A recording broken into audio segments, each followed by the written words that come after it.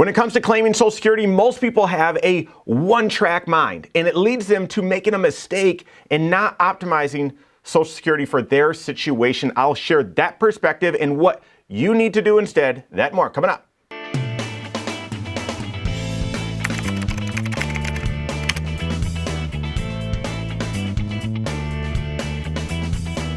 My name is Mike Bernardo, the host of the Wise Money Show. I'm also one of the certified financial planners right here at Korhorn Financial Group. Make sure you hit that subscribe button, turn on notifications, and smash that thumbs up button. When to draw Social Security, choosing when to draw, it's one of the biggest financial decisions that you're going to make in your life. Even if you've saved up a lot of money, the amount of Social Security over your lifetime, it's just a staggering amount. It's a very, very important financial decision. By far, the most common time when people are going to draw Social Security, they're going to turn it on at age 62. That's the earliest that you can start your Social Security, except if you're a qualifying widow, or widower. But most people draw right at 62. If we kind of set aside or weed out of that the folks that have already left the workforce before 62, I would say the most common claiming strategy is as soon as you possibly can. I think that even includes those folks that are drawing right away at 62 because they've already left the workforce. Drawing as soon as you possibly can. And while this may make sense for a lot of people, and I think it does from a planning perspective, we recommend this all the time. However, that's not the go-to, that's not the automatic, let's just singly focus on turning it on as soon as you're done working. Instead, you need to optimize Social Security, and that is, you need to look at all of the claiming strategies, look at all of the additional considerations, and then from that planning perspective, determine, all right, what's the best approach for your specific and unique financial situation. See, most people have a singular focus when they're deciding emotionally even when to draw Social Security. And that singular focus is just looking at that monthly benefit. Okay, let's take an example here. Individual, let's say that during their career, they've made around $125,000 a year. When they're right now, this scenario, they're in their mid-50s, so they still have a little bit of their career left. And these are approximates, okay? It's not counting, assumed cost of living adjustments and all that sort of stuff. But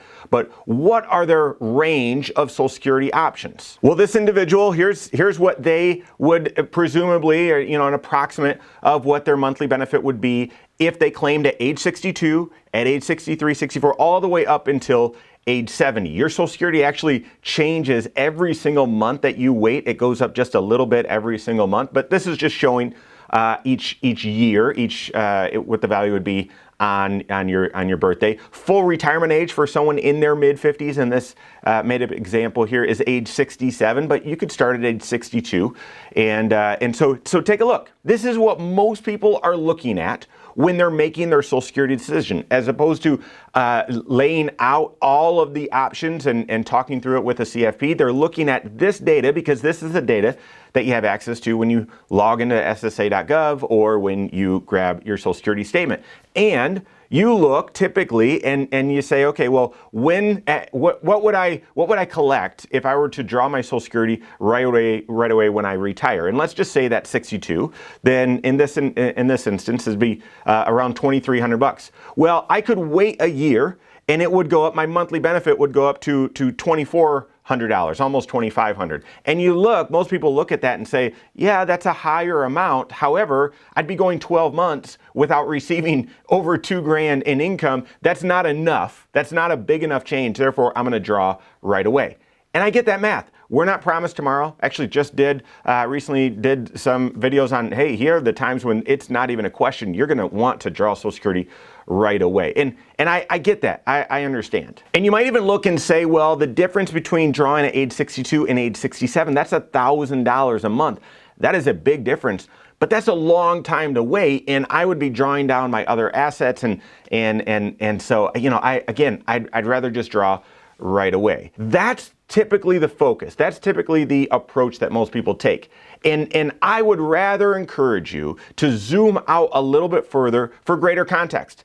as well as working with your CFP to talk through tax planning strategies, present financial position, building out your own income plan in retirement, where will you supplement Social Security, and all of that to determine what's the best approach for you to optimize Social Security in your situation. But just zooming out from those monthly numbers, you can see that the difference is even greater. Sometimes this helps looking at just the annual number, not just the monthly, but the annual number. What are you giving up? And I don't have these for every single age. This is the analysis that we actually go through and show our clients to help optimize Social Security. Again, it's not to have everyone delay. That's not appropriate for everyone.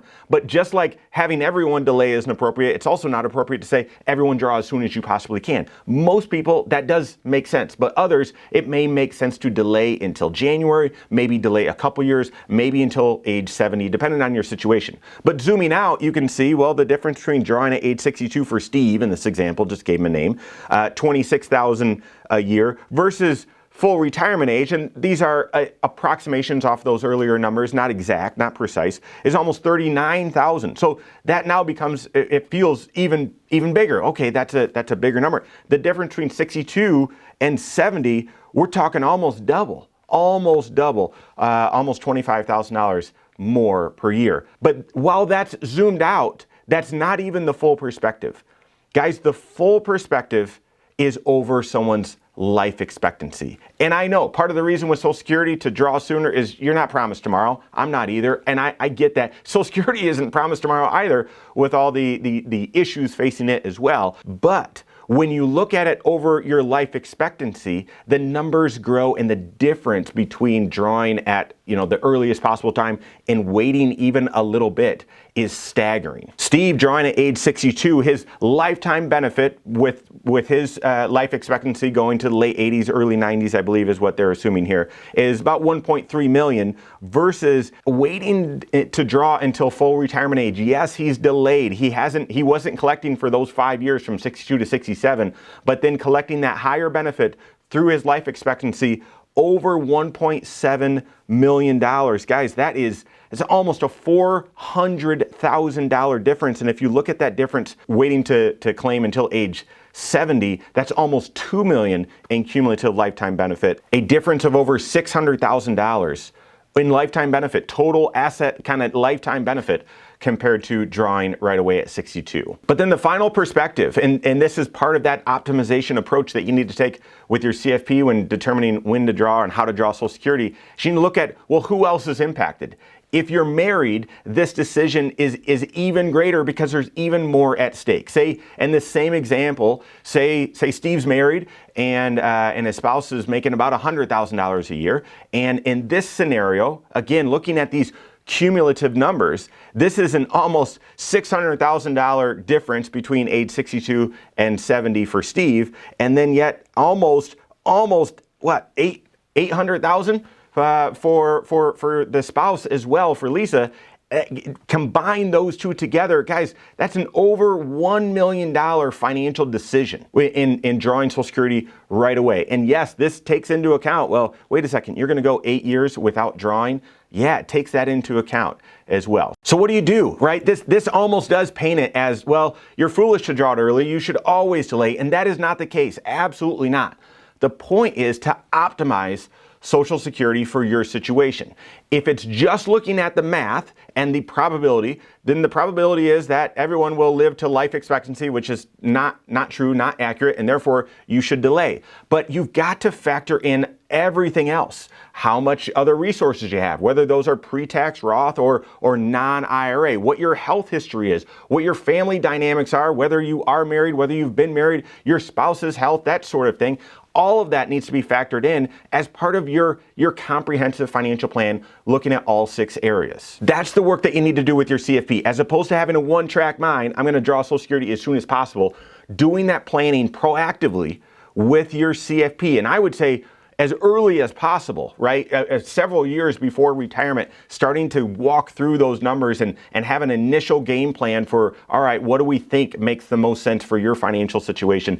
That's the work that you need to do. Work with your CFP on that. If you don't have a CFP on your team, you can contact one on my team. Find us online, Korhorn.com. That's Korhorn with a K, wisemoneyshow.com. You can find us there as well, or give us a call, 574-247-5898. All right, there you have it. Go out and take your next wise step in your financial life.